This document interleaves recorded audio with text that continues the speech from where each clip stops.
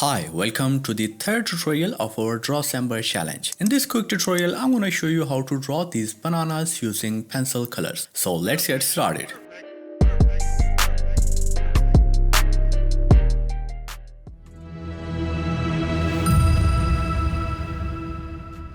So for this drawing, I'm going to use this tone tanned mixed media paper from Strathmore, and the size of this paper is 6 x 8 inches. I'll be using these Polychromos 60 color pencil box, but if you don't have Polychromos colors, you can use this equivalence chart to select colors from your Faber-Castell Classic color box.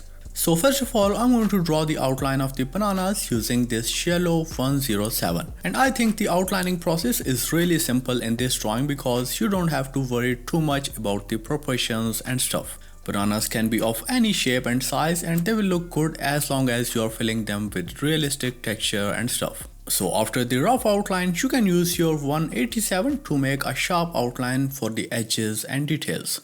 Don't use a black color or graphite pencil like I did here because it was really difficult for me to erase them afterwards. Now fill this inner portion with a base layer using your 107 yellow color. I'm going to fill this stem or neck portion with greenish yellow 205. You can also add the second layer for the brownish and shadowed portions using this 184 brown color. But it doesn't make much difference, so you can skip this part if you want. Now for this first banana, I experimented with different techniques to develop an easy and quick technique for adding details and texture, etc. And I'm going to explain the procedure in detail in the second banana. So all you have to do is add these small and big dots, texture and details using your black color. Just like this. You need to maintain a low angle between the color and paper for these light texture lines. And use a sharp tip for these black dots and spots, etc.